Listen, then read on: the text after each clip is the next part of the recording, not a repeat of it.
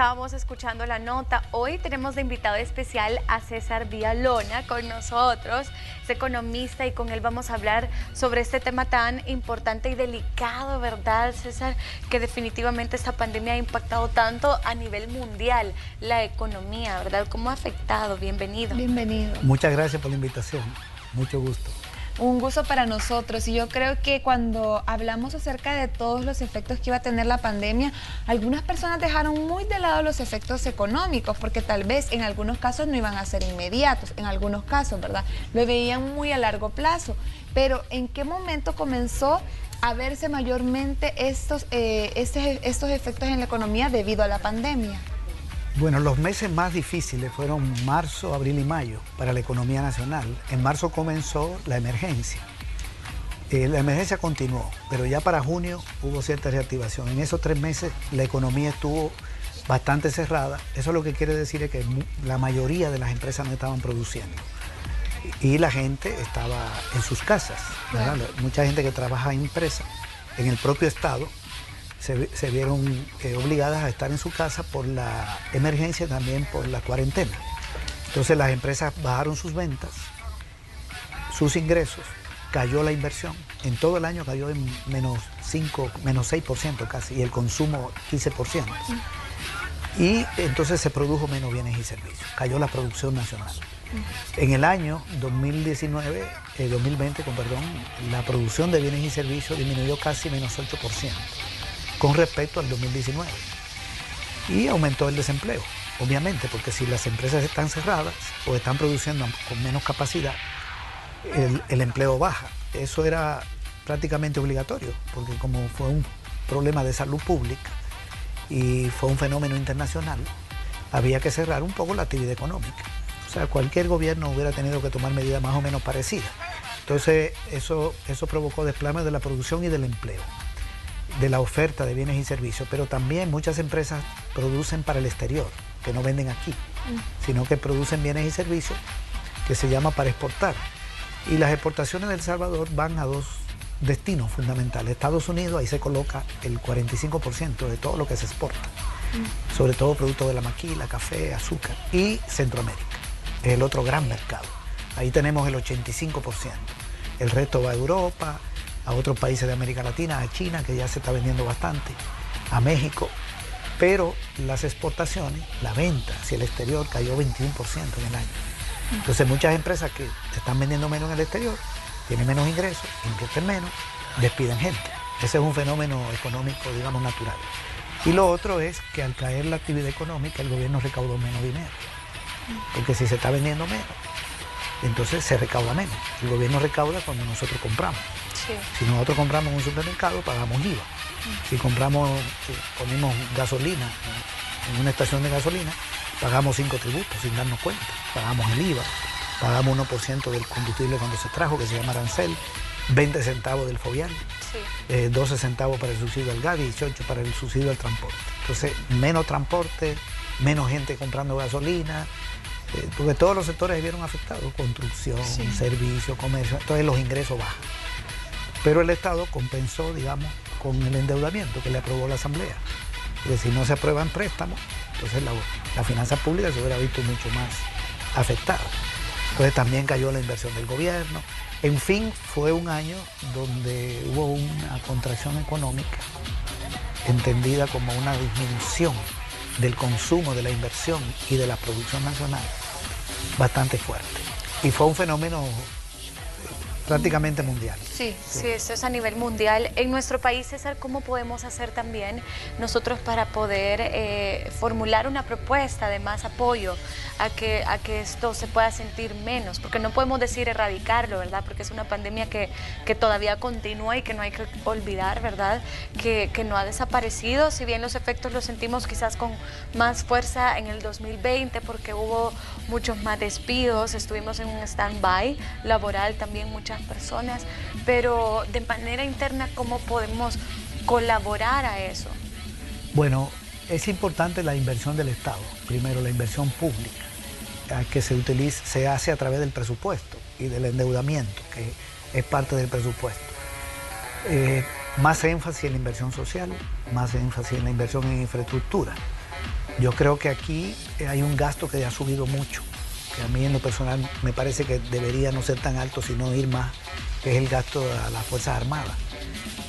No a la seguridad pública, porque la seguridad pública sí, o sea, el Ministerio de Seguridad, la policía, pero siento que han incrementado mucho ese gasto y se podría distribuir un poquito. Esto por el lado del Estado. Yo creo que el Estado también podría tratar de aprobar algunos tributos que no afectan a la gente, a la mayoría del pueblo, para que contribuyan lo que más tienen. Porque estoy insistiendo en el Estado, porque el Estado es el que tiene más la función de mover recursos hacia los sectores de menos ingresos. La empresa privada invierte también, pero tiene un fin más de generar su ganancia y cuando invierte genera empleo. Que por cierto se está reactivando la economía porque el año pasado estuvo bien cerrada, este año ya hay una apertura y está creciendo la producción, etc. Yo creo que el gobierno podría elevar su recaudación para parar un poco su endeudamiento con algunos tributos que incluso le está recomendando el Fondo Monetario, como el impuesto al patrimonio y el impuesto predial. Eso no tiene nada que ver con ustedes ni conmigo. Es a la gente que tiene altos ingresos y a los que tienen grandes propiedades y recaudar un poco por ahí, y eso le permite invertir más todavía en los sectores populares. Este año el presupuesto tiene un énfasis fuerte en la parte social, pero la recaudación no es suficiente, porque también está el tema de la deuda, que ya es bastante fuerte. Yo creo que el gobierno también puede renegociar la deuda, porque la deuda ha crecido mucho, ha crecido en 3.400 millones en apenas año y medio. A ver si se puede hacer una condonación de una parte, reducir intereses, aplazar los pagos y liberar fondos de deuda para una mayor inversión. El sector privado, ahí es más difícil porque las empresas invierten de acuerdo a sus criterios de ganancia, etc. Yo creo que tiene que ser más la orientación de la inversión pública y la política pública. Y cuando el Estado invierte, jala al empresariado. Porque si el Estado invierte en salud, compra medicinas, si invierte en educación, compra. Entonces todo eso hay que hacerlo. Yo creo que hay que ponerle un poco más de énfasis a la parte social y a la parte del sector agropecuario. Porque con el sector agropecuario está pasando algo un poco delicado. Se están importando muchos alimentos. Por ejemplo, la canasta de alimentos que se está entregando, los productos vienen de fuera. Sí. Cuando uno lo mira, por ejemplo, arroz, frijol, viene de México, los productos industriales. Habría que ver si el gobierno mejor le compra a la producción nacional y lo distribuye. Esa era mi siguiente consulta, ¿qué tan alto se vería el impacto respecto a eso? Yo no sabía si lo podía mencionar, ¿verdad? Sí. Porque sí nos dimos cuenta que en su mayoría, o bueno, yo en mi caso no logré ver ningún producto salvadoreño yo como persona, ¿verdad? Sí. Pero todos era producto mexicano. ¿Cuál sería el gran impacto si fuese diferente, si todo el producto que nosotros utilizáramos fuera fabricado acá en El Salvador? Sí, te voy a decir, el año pasado la canasta de alimentos costó $208 millones. Eso fue lo que se entregó. Aparte de eso estaban los $300, ¿verdad? Pero la canasta de alimentos, si eso se hubiera comprado acá, o pongamos que se hubiera comprado el 70%, pongamos 150 millones, porque no todo a veces se puede conseguir en el país o en la cantidad suficiente. Eso hubiera tenido un impacto muy positivo en el sector agropecuario. Aquí la producción agropecuaria de un año, la producción total agropecuaria anda por los $1.300 millones, toda la producción. Pero si lo focalizamos en granos básicos, por ejemplo, ya estamos hablando de esos 1.300 andan por los 400. Entonces 150 millones tiene un impacto mucho bueno en la gente que tiene maíz, que tiene frijol y la producción de arroz. Si focalizo ahí, eso le daría un incremento bueno de más de 60 o 70 millones de dólares de ingresos. Y podrían enfrentar el problema que están teniendo ahora, que se están encareciendo los insumos, porque los fertilizantes están caros, la urea, el sulfato de amonio. Entonces mejorarían los ingresos del campesinado, de la familia campesina, sustancialmente, y tendría más capacidad de compra. Entonces cuando el campesinado compra productos industriales, agrícolas e industriales. Le baja el precio. Sí, entonces se conecta con la industria. Sí, y es que, ¿sabe? Bueno, yo iba a hacer justamente esa consulta, ¿verdad? Porque, y es lo que hablaba al inicio, lo que vimos en la economía en el momento fue muchas personas quedándose sin empleo, ¿verdad? Pero los efectos que estamos sufriendo ahorita cuando vemos el alza en algunos productos, ¿verdad? Nosotros tal vez no hacemos la conexión que fue lo que sucedió prácticamente hace un año. Cuando comenzó la pandemia veíamos la gasolina, por ejemplo, súper barata, ¿verdad? Pero súper barata. Y ahora vemos que va en aumento y aumento y aumento. ¿Será que parte de todo lo que está sucediendo, que usted mencionaba en algunos casos de algunos productos, el aumento de los precios viene siempre enlazado como una cadena, como un efecto dominó en el alza de algunos de esos productos? Sí, el encarecimiento del petróleo, como la economía mundial está creciendo, porque la economía mundial cayó el año pasado, salvo algunos países como China, que aumentó su producción, pero no como antes. Entonces se demandó menos petróleo y se demandó menos combustible, entonces los precios bajaron. Este año hay una reactivación, entonces se está comprando más en el mundo. Solo Estados Unidos consume el 24% del petróleo que se consume en el mundo, entonces la reactivación sube los precios. ¿Qué impacto tiene aquí? Eso no se puede controlar. Eso significa combustible que entra más caro, entonces afecta a las personas que le ponen combustible a su vehículo, pero también a los transportistas y a la industria, al comercio. Entonces ese es un costo que el gobierno no puede controlar, porque tiene que ver con un factor internacional. Y encarece los combustibles y la energía, porque también nosotros producimos energía, 40% es energía térmica, que viene de un derivado del petróleo que se llama búnker. Entonces ahí viene el alza de energía y el alza de los combustibles, entonces suben los costos. Una buena parte de los productos agrícolas que consumimos vienen de Guatemala, vienen de México, vienen de Honduras, de Nicaragua, las hortalizas, frutas. Los transportistas los traen más caros por los combustibles y entonces se refleja en el precio de los bienes y servicios. Entonces este es un efecto, digamos, rebote. El Estado podría hacer algunas cosas si incentiva la producción nacional para generar más producción y bajar un poco la necesidad de importación. Pero ese es el efecto de un fenómeno internacional. También han subido los precios de los materiales de construcción. Esto tiene que ver con la caída del sector construcción, que la producción no satisface la demanda, entonces se han encarecido. Bueno, a mí me parece muy bien, por ejemplo, el aumento del salario mínimo como una medida para compensar esto, solo que va a caer mucho en bandesal, en el Estado, que es el que lo va a pagar el primer año. Muchas personas han considerado que con el aumento del salario mínimo también van a aumentar más los precios de los productos. ¿Eso no puede ser una realidad o simplemente es una teoría que muchos manejan? Técnicamente no debería ser, técnicamente. Ahora, si hay empresarios que lo vuelcan, esa es otra cosa. ¿Por qué digo que técnicamente no? Primero porque la micro, pequeña y mediana empresa no lo va a pagar durante el primer año, sino que lo va a pagar bandesal. Entonces no le aumenta costo a esa empresa. Lo va a pagar la grande. Pero la mayoría de la gente no trabaja en la grande. Y la grande tiene mucha gente que gana más del mínimo. Sí. Claro, para la grande es un costo. Y se lo pueden transferir al producto y finalmente le llega al pequeño. Algún impacto en la inflación tiene, pero no debe ser mucho. Lo otro es que el salario es un costo, un componente pequeño del costo de una empresa. En un banco el salario es el 15% del costo. Y en una industria es el 20%. ¿Cuál es el costo de una industria? Es la materia prima, es la energía. En un supermercado, la mercancía que compra, la energía, el transporte. Entonces el aumento salarial no dispara tanto los costos.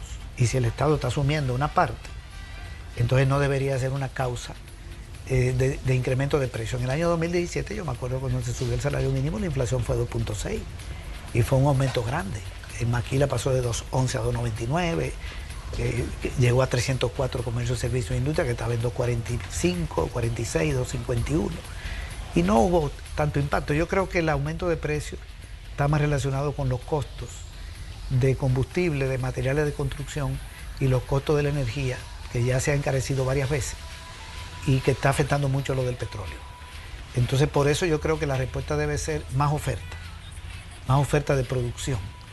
Y ahí es donde entra el incentivo al sector agropecuario. Y yo creo que la canasta y a la industria, porque una buena parte de la canasta de alimentos también es de productos industriales. Y nosotros tenemos en el país una industria fuerte que produce alimentos y bienes de consumo. Entonces no deberíamos generarle competencia. Las importaciones industriales están creciendo 50% hasta julio. Entonces esa es la parte de la política que hay que buscarle una modificación. Más incentivo hacia adentro, menos importación.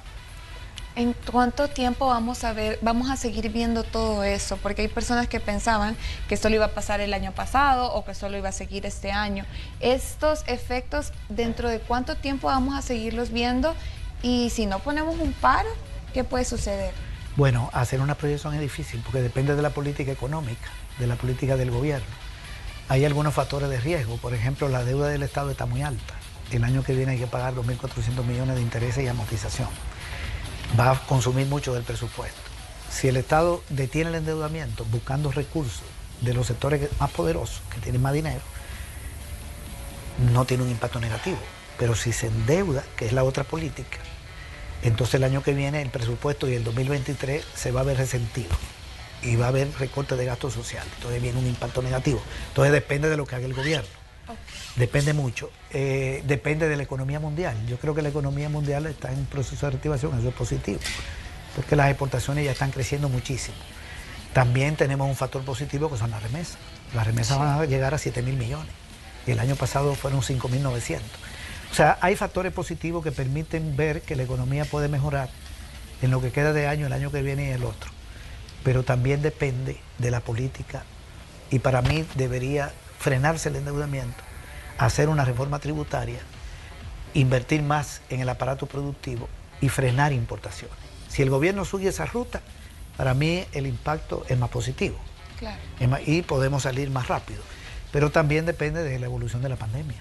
Y ahí ya sí no puedo darle un detalle porque tiene que ver con un problema de salud, que yo no manejo. Lo que sí sé es que están aumentando los fallecimientos por COVID. Bastante. 190 por mes, el año pasado eran 140.